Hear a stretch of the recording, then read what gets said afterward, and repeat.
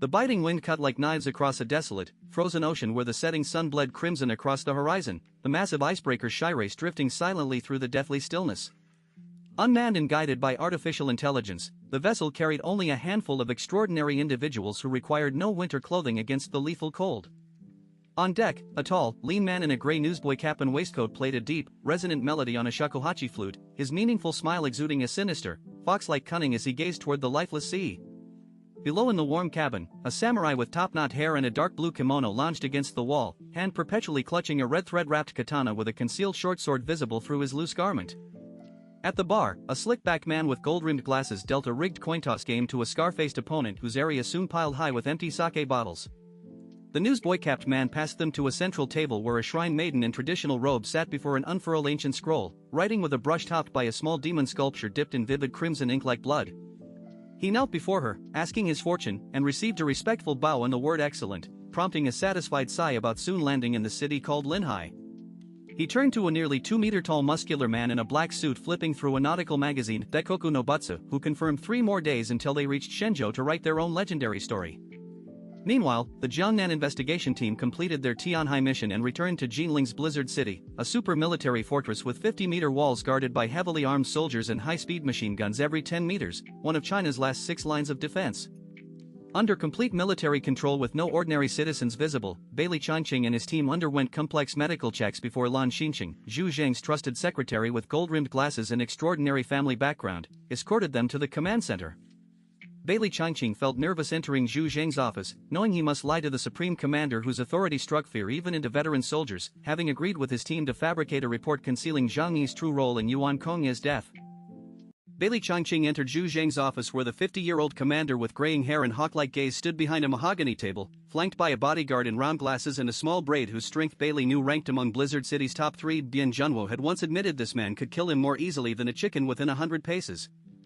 Bailey saluted solemnly, and Zhu Zheng acknowledged the mission's success, noting he had expected a retreat followed by a devastating headquarters attack on Tianhai City, but was glad the city was saved despite its population plummeting to barely 100 survivors, making abandonment viable. Bailey credited Bian Junwo's sacrifice holding back the Baishu sect leader, the report mirroring Zhang Yi's narrative with slight embellishments highlighting the investigation team's contributions. Zhu Zheng felt a pang of sadness for his former skilled soldier whose death was an irreparable loss, then invited Bailey to sit and asked about promising talents encountered in Tianhai City for headquarters recruitment.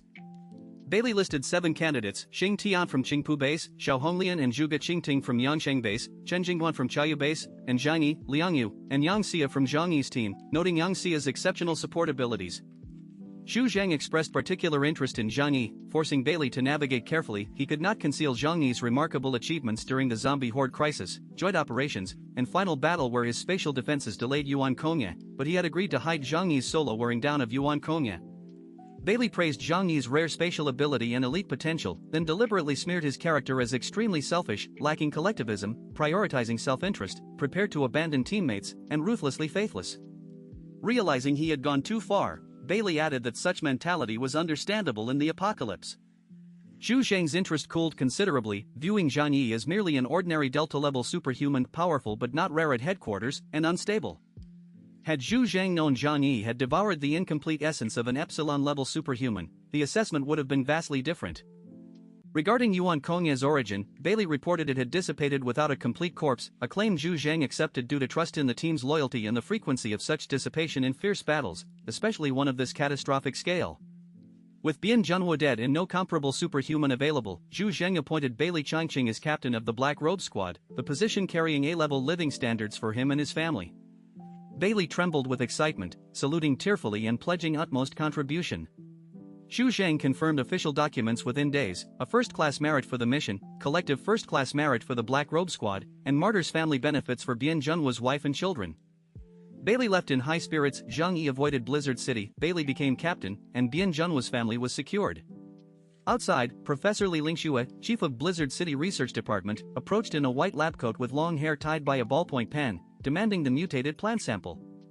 Bailey handed over a silver metal box containing blood vine roots with incredible growth capabilities in zombie virus production, but Li dismissed it as unimpressive given her extensive research on stranger phenomena, taking the box and leaving without goodbye. Alone in his office, Zhu Zheng's face turned grave. The Tianhai crisis was far worse than imagined. a captain-level death unprecedented in 6 months of apocalypse, and Blizzard City's talent pool could not sustain such attrition.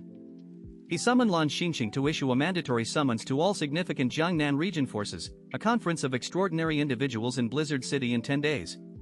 Xu Zheng realized he could no longer delay consolidating regional forces, as long-arm jurisdiction had become unmanageable with limited information channels and transportation.